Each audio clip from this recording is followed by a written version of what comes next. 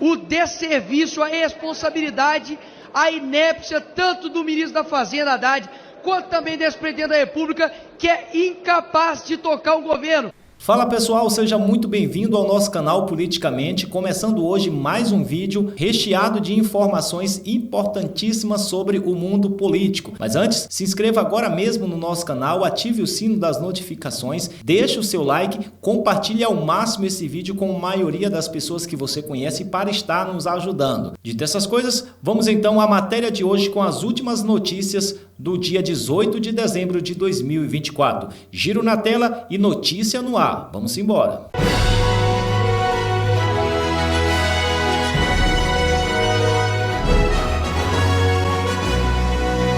E atenção para as últimas notícias do mês de dezembro. PSOL prepara mandato de segurança contra Arthur Lira e Dino irá julgar. A bancada de deputados do PSOL anunciou nesta terça-feira, dia 17, que vai implementar o mandado de segurança contra o presidente da Câmara dos Deputados, Arthur Lira. O documento será entregue diretamente no gabinete do ministro do Supremo Tribunal Federal, Flávio Dino.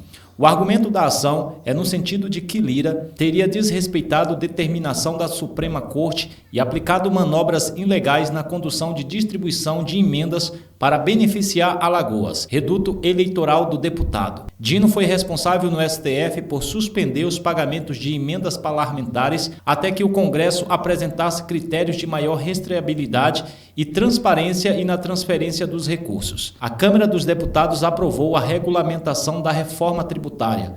A proposta agora segue para a sanção do presidente Lula. O texto já havia passado pelo Senado, mas voltou à Câmara devido às mudanças feitas pelos senadores. Agora o projeto segue para a sanção do presidente Lula. O placar terminou com 324 dos votos a favor e 123 votos contra. O deputado Nicolas Ferreira detonou o projeto da reforma tributária e disse o que pensa a respeito do governo Lula. Confira agora no vídeo. A oposição não colocará a sua digital em uma reforma tributária e não dará voto de confiança a governo federal nenhum para poder fazer pacote fiscal nenhum. Afinal de contas, esse mesmo próprio governo não tem responsabilidade fiscal alguma. Nós teremos a maior alíquota do mundo, passaremos a ter então a Hungria, mas se tivesse até que ter o serviço da Hungria, até que eu votaria sim. Mas a gente vai continuar tendo serviços de porcaria que é desse país aqui. E muito por conta, obviamente, do governo atual. Então a oposição se coloca-se com tranquilidade, não a essa matéria, porque nós já estamos vendo o desserviço, a irresponsabilidade, a inépcia tanto do ministro da Fazenda, Haddad, quanto também desse presidente da República, que é incapaz de tocar o governo. Prometeram benesses, só estão trazendo malefício a esse país. E quem sofre é sempre o mais pobre, é sempre que está na ponta. E aí é o quê? Aumento de tributo e corte de gastos onde mais precisa. E se posiciona com tranquilidade, não, senhor presidente. Então, é uma irresponsabilidade total, é uma estupidez total. Teremos retaliação norte-americana sob vários aspectos, na questão econômica e também na questão política econômica. Ninguém pode esquecer que o Brasil, prejudicou uma empresa norte-americana, prejudicou um grande empresário do mundo, que por acaso vai ser secretário de Estado de Donald Trump. Retaliação virá. Então, o que está ruim, com certeza pode ficar ainda pior. Fala, Constant. Essa reforma tributária, eu já falei várias vezes aqui no programa, Brown, é um lixo. É um lixo. Ela prejudica quem cria emprego nesse país. O PIB tem 70% proveniente de serviços. E são as áreas mais afetadas com esses impostos, como vão ficar, e com esse IVA que vai ser um dos maiores do mundo. O Serrão toca num ponto importante, porque na Argentina o mercado começou a perder confiança nos indicadores oficiais. Então a turma está olhando para o IBGE com o Pocman e tudo, já com um olhar muito desconfiado, né? E isso é muito perigoso, porque você começa a sair do radar dos investidores sérios. Tem uma coluna que eu vou recomendar ao nosso público aqui, à nossa audiência, na Forbes, assinada por Antônio Camarote. Não sei se tem parentesco ou não com o outro lado da Globo News, o militante. O Brasil não aguenta mais 2 anos de Lula, é o título. E ele começa a mostrar que a economia vai mal, que os indicadores, e não é só o dólar, estão apontando para doenças sérias, a Selic, por aí vai, que o IBGE engana, quem está olhando só essa sensação de que emprego está bom, ignorando a informalidade e por aí vai, está muito equivocado. Aliás, o Salles não está aqui hoje, eu falo palavrão por ele. A Fabi não quis falar, a continuação do FU foi salva pelo Serrão, mas o Adriano Tomazoni publicou uma coisa que eu achei muito, muito bem resumida, digamos assim. É triste, mas verdadeiro. O PT vai criar uma geração de Uber e putas do OnlyFans. Eu espero que não, mas a gente sabe que as mais bonitinhas vão acabar tentando respirar ali no OnlyFans, né? E ele termina o texto dele na Forbes dizendo assim, o Camarote, o Brasil não suporta mais 2 anos disso aí, né? Não é mais tempo de discursos, promessas ou manobras políticas. É hora de agir com responsabilidade e pragmatismo. A turma que assinou cartinha pela democracia se achava pragmática. Está salvando a democracia do Bolsonaro, jogando na mão do ladrão de volta à cena do crime, como diria Alckmin. O governo Lula precisa assumir o controle da situação com um plano econômico robusto, que nunca apresentaram durante a eleição, nenhum plano, transparente e eficaz. Estão cobrando plano robusto, transparente e eficaz do PT. E essa é a nossa esperança, por pragmatismo. A sociedade, por sua vez, precisa abandonar a inércia e cobrar com vigor ações que revertam esse quadro catastrófico. Cuidado com o vigor, que se for para a rua, pode acabar preso. Se usar batom em estátua, 14 anos de prisão. 2 anos dessa inércia podem ser fatais. O Brasil, sua economia e o futuro das próximas gerações dependem de uma reação imediata. A pergunta que fica é: quando a sociedade romperá o silêncio e exigirá mudanças reais? O relógio está correndo e o preço da omissão será pago por todos nós. E o preço da cumplicidade dos isentões, ou de quem fez o L, será cobrado e jogado na cara por longos e longos anos, pelo menos por mim. Eu vou sempre mencionar os nomes do Armínio Fraga, do André Lara Rezende, do Pedro Malan, do João Moedo, do Stuhlberg, Luiz Stuhlberg do Verde, do Rubens Ometo, que doou 1 milhão para a campanha do Lula. Eu vou citar os nomes, porque isso que vocês estão cobrando agora do PT, bastava dar uma ligadinha para mim. Dava uma ligadinha, assim, Rodrigo, e aí? Eu espero do PT isso. O que você acha? Eu ia falar que você é um palhaço. Então, meus amigos, vocês plantaram vento e estão reclamando de colher tempestade? É difícil de entender. Voltando a falar aqui de economia, olha só, vamos falar do mercado financeiro, do câmbio. Hoje foi um dia muito tenso, mais um dia de muita tensão no mercado financeiro. O dólar chegou a bater R$ 6,20, foi o maior valor da moeda americana já registrado no mercado brasileiro. Mais um recorde foi batido, 6,20. No fechamento acabou arrefecendo um pouco, recuou um pouco por causa dos leilões feitos pelo Banco Central, mas mesmo assim o dólar ainda num patamar muito alto, R$ 6,09. E aí, durante o dia, o que chamou muita atenção, viralizou aí nas redes sociais, foi o comentário da Miriam Leitão, jornalista da Globo News, que explicou essa disparada do dólar, atribuindo a culpa ao ex-presidente Jair Bolsonaro. Vamos ver. Não é explicação que amenize, porque não houve uma deterioração fiscal grave nos últimos 2 anos que levasse a esse resultado. E digo mais, o governo Bolsonaro, ele pedalou, ele deixou de pagar 93 bilhões de dívidas vencidas, judiciárias vencidas, que tinha que pagar, e quem pagou foi o atual governo. Então isso fez um déficit maior no ano passado, e esse ano vai ser um déficit muito menor do que no ano passado, e além disso, muito menor do que o próprio mercado esperava. Então, concordando com a irritação da minha colega Daniela, eu estou aqui dando... E justamente da colega Daniela, que foi mencionada aí pela Miriam Leitão, que é a Daniela Lima, tem um outro vídeo aí separado, não é isso, Cláudio? Se estiver no ponto, já pode rodar. Recebi mensagens de integrantes da direção do Banco Central a respeito de uma fake news que está circulando e foi enviada a gestores do BC, de novo, gestores do Banco Central, para perguntar: isso é verdade?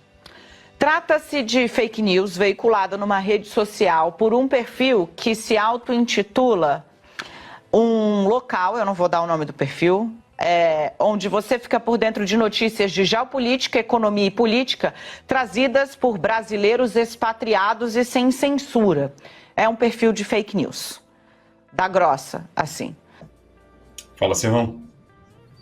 Culpa do Bolsonaro e culpa dos especuladores da direita na rede social. Nossa, isso é o fim da picada, né?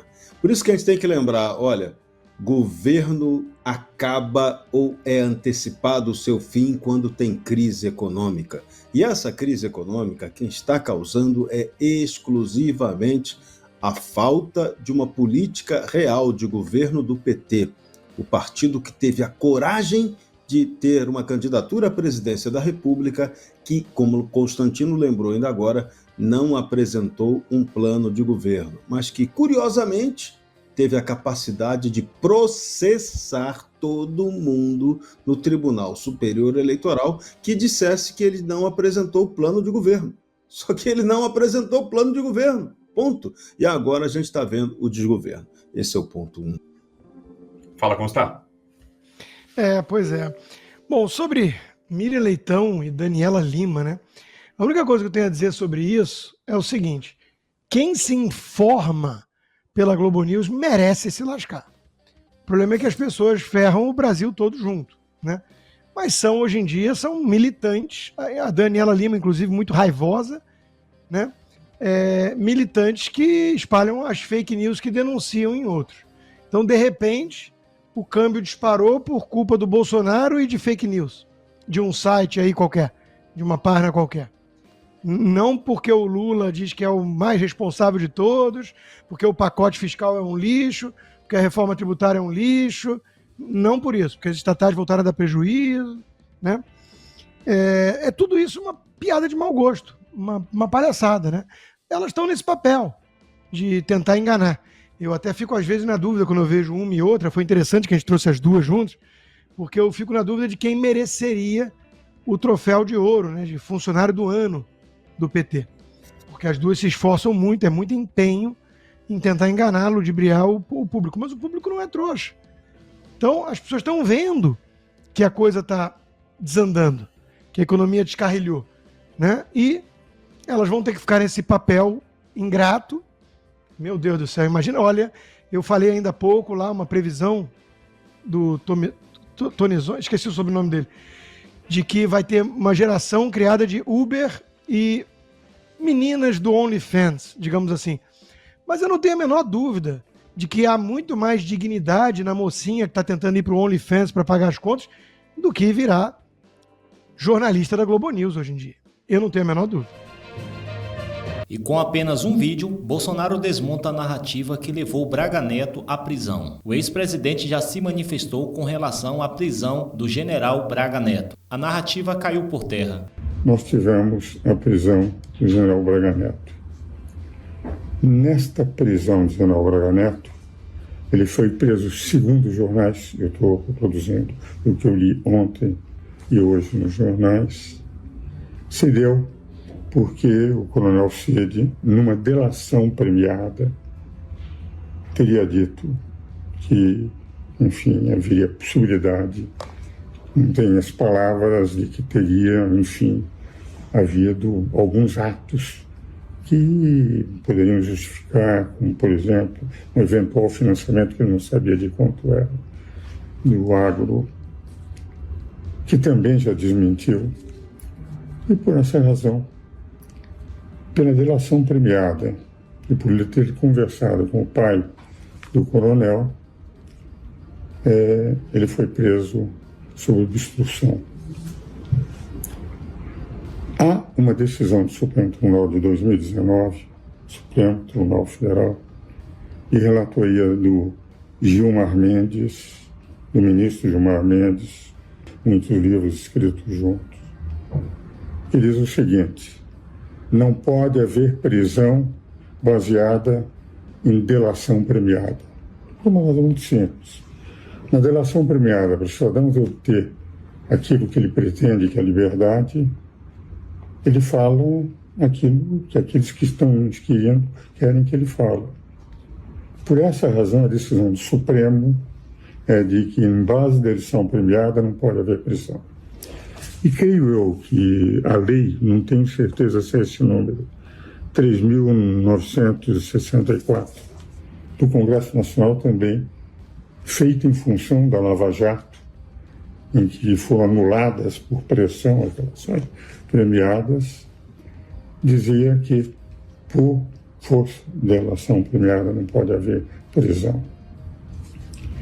Então, de rigor, nós tivemos uma prisão contra a jurisprudência do Supremo, segundo o que eu li nos jornais, e uma prisão contra a própria legislação que proíbe, porque aquele que quer ficar solto de uma prisão, ser liberado de uma prisão, ele, pelas pressões psicológicas, etc., termina sendo encaminhado para, enfim, fazer uma série de afirmações, o que levou, por causa da Lava Jato, a eliminação daquelas delações, e quase todos aqueles que se confessaram corruptores foram perdoados. Um editorialista do Estado de São Paulo, um grande editorialista, Nicolau Cavalcante, escreve na segunda-feira que a decisão de prender com base na delação premiada do coronel Cid é algo que fere a própria jurisprudência e a lei do Supremo. A jurisprudência do Supremo e a lei do Congresso Nacional. De tal maneira que o que eu estou trazendo, eu sou apenas um professor de direito e um advogado. Nunca tive cargo público nenhum.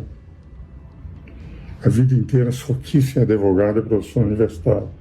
Eu só interpreto leis, constituições, porque a minha área, até algum titular, direito constitucional. É o direito constitucional. Então, a meu ver, efetivamente, com base numa delação premiada contra a jurisprudência, o próprio Gilmar Mendes, pelo que eu li nos jornais, e contra a própria legislação que proíbe prisão preventiva, eu tenho impressão que o Supremo não só não considerou a lei do Congresso, como não considerou também a jurisprudência. Não entro no mérito, não sei exatamente o que é que eles teriam conversado, etc. Mas o que foi veiculado pelos jornais demonstra de que é uma mera presunção. E aquele grande desembargador, também um grande jurista, Mairovitch, declarou que ele foi preso com base exclusivamente em presunções, sem provas cabais. O que eu tenho sentido, e agora a última parte que eu queria trazer aos senhores, é o seguinte: durante a Constituição, quando nós vimos de um regime de exceção, estava se fazendo toda a produção. O artigo 5º, quase que metade do artigo 5º, é a garantia do cidadão perante o poder público, para não serem presos, para não serem, a fim de ter todos os tipos de garantia possível para exercer a cidadania numa democracia com liberdade. Tenho a impressão que ultimamente nós estamos tendo no Brasil uma fantástica banalização das prisões. Tudo leva à prisão provisória, tudo leva à prisão preventiva. E tem diversos aspectos negativos. Primeiro, fragiliza a democracia. Segundo, fragiliza o espírito da Constituição, que foi garantir ao cidadão contra qualquer arbitrariedade do Estado.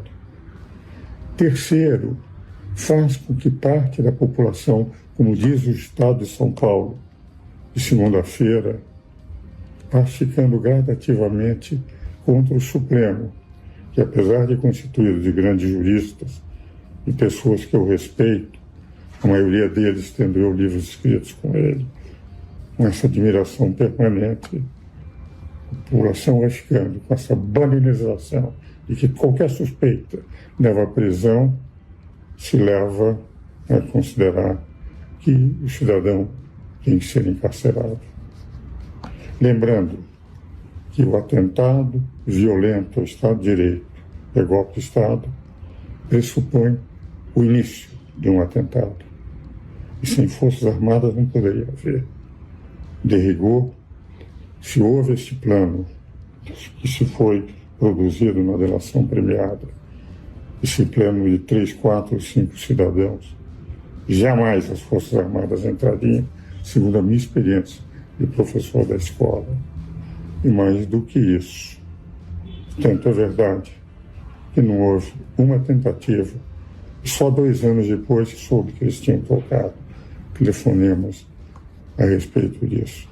Então me parece uma questão assim de extrema gravidade, porque é um general de exército que foi preso por presunções suspeitas baseadas numa delação premiada, e é um momento de refletirmos bem se é esse o país que nós queremos, se é essa democracia que nós queremos.